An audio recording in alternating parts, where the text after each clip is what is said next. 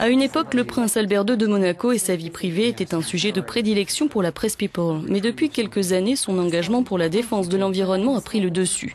C'est en 2006 que le prince Albert a notamment créé une fondation portant son nom, dédiée à la protection de l'environnement. Celle-ci encourage une gestion durable, équitable des ressources naturelles et place l'homme au cœur des projets. Elle soutient la mise en œuvre de solutions innovantes et éthiques dans 3 grands domaines, le changement climatique, la biodiversité et l'eau. Depuis que vous êtes devenu prince souverain de Monaco, certains vous ont donné le surnom de prince vert. Je me demande, compte tenu de toutes les causes possibles à défendre dans le monde, pourquoi vous avez choisi l'environnement? Eh bien, je me suis impliqué à ce niveau depuis de nombreuses années, avec mon père et avec la principauté dans différentes initiatives. Mais c'est lors du 2e sommet de la Terre en 2002 à Johannesburg que j'ai vraiment senti qu'il y avait besoin de faire plus dans ce domaine.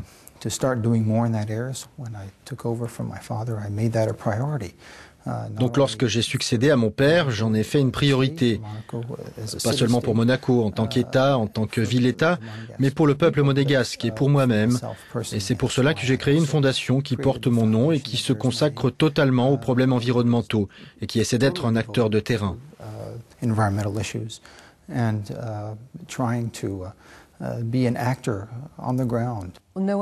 Personne ne peut vous accuser de faire les choses à moitié. Vous avez signé le protocole de Kyoto, vous avez fait des expéditions au pôle Nord et au pôle Sud. Pourquoi ces voyages ont-ils été si importants pour vous? Je pense que c'était important d'expérimenter les choses personnellement, de pouvoir se rendre dans ces contrées difficiles. D'un point de vue environnemental, ces régions très fragiles sont des indicateurs clés du changement climatique. C'est pour cela que je suis allé en Arctique. J'ai aussi essayé de lier cette expédition avec le 100e anniversaire des expéditions de mon arrière-arrière-grand-père, le prince Albert Ier, au pôle Nord. Et ensuite, en janvier, je suis allé au pôle Sud. Il y a un peu de concurrence pour devenir un prince défenseur de l'environnement, non? Le prince Charles? Absolument, le prince Charles. Je dirais que ce n'est pas une compétition, c'est un partenariat. Eh bien, c'est ce que je pense. 2 princes valent mieux qu'un. Avez-vous déjà pensé à prendre la tête d'un projet commun? Nous en avons déjà parlé. C'est difficile de combiner nos 2 emplois du temps pour en discuter concrètement.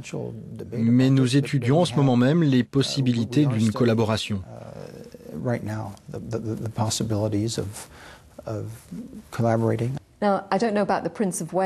Je ne sais pas ce qu'il en est pour le prince de Galles, mais dans votre cas, l'amour de la nature et de l'environnement semble relever de l'ADN. C'est une tradition familiale. Vous avez mentionné votre trisaïeul et votre père, le défunt prince Régnier. Il aurait contribué à votre éveil environnemental en vous donnant une carte singulière dans les années 70, n'est-ce pas?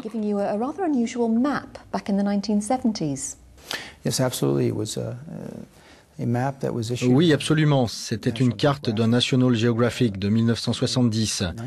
Il y a donc presque 40 ans. Et si vous la regardez, si vous lisez le texte, c'est écrit « Comment l'homme pollue sa planète ». Les problèmes qu'elle mentionne sont toujours les mêmes aujourd'hui. Pollution, gaspillage, déforestation, surpêche. Cette carte est encore extrêmement importante pour vous, non? J'ai lu quelque part que vous la portiez avec vous dans vos expéditions. Je voyage avec une version réduite de cette carte, pas l'original. Elle est restée affichée dans ma chambre pendant des années. Et bien sûr, je la regardais. Puis j'ai en quelque sorte oublié qu'elle était au mur. Et il y a quelques années, je me suis dit, j'ai déjà lu ça quelque part. Et j'ai fait le rapprochement. C'était écrit là depuis tout le temps. Je sais qu'il y a une cause chère à votre cœur, c'est la protection du thon rouge. Pourquoi est-ce si important? Si on laisse cette espèce disparaître, cela laissera un grand vide dans l'écosystème marin. En Méditerranée et dans la partie sud de l'Atlantique.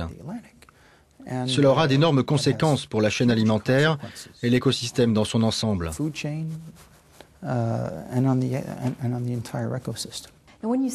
Lorsqu'on parle de Monaco, plusieurs étiquettes me viennent à l'esprit. Comme beaucoup de gens, le plus évident est paradis fiscal ou terrain de jeu pour millionnaires. Et si j'ose dire, en ce qui vous concerne, la presse populaire vous dépeint depuis des années comme un prince playboy. Alors dans quelle mesure pensez-vous que ce que vous faites sur l'environnement contribuera à changer cette image ?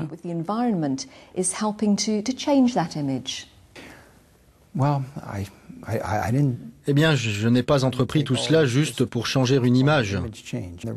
La réalité de Monaco a toujours été un peu différente de ce que décrivent les médias. Monaco, ce n'est pas seulement les casinos, le tourisme de luxe, bien que ce soit une importante part de notre économie.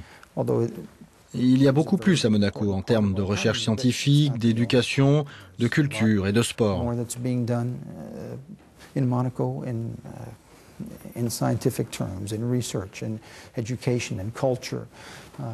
Mais l'étiquette paradis fiscal reste, et pour des raisons évidentes. Pour des raisons évidentes.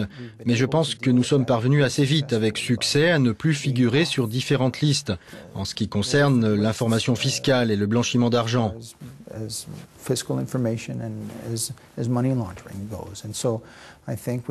Nous avons été capables de prouver que nous avions fait du chemin au-delà de cette image. Mais je suis réaliste et je suis sûr que ça nous collera à la peau pendant encore longtemps. Le sommet de Copenhague prévu à la fin de l'année est censé donner suite à Kyoto, le protocole de Kyoto qui doit être remplacé en 2012.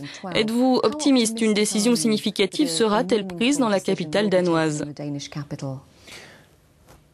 Je ne sais pas si l'on peut parler d'optimisme ou de pessimisme. Nous devons arriver à un accord. Comme l'a dit Ban Ki-moon, le secrétaire général des Nations Unies, il faut sceller l'accord.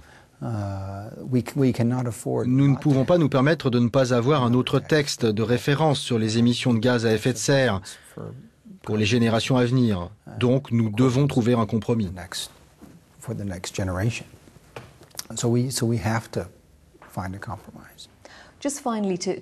Pour terminer sur une note plus optimiste, si vous pouviez donner un conseil à des gens comme moi, écologistes désenchantés ou démotivés peut-être, quelque chose que je pourrais faire demain qui ferait la différence, que suggéreriez-vous?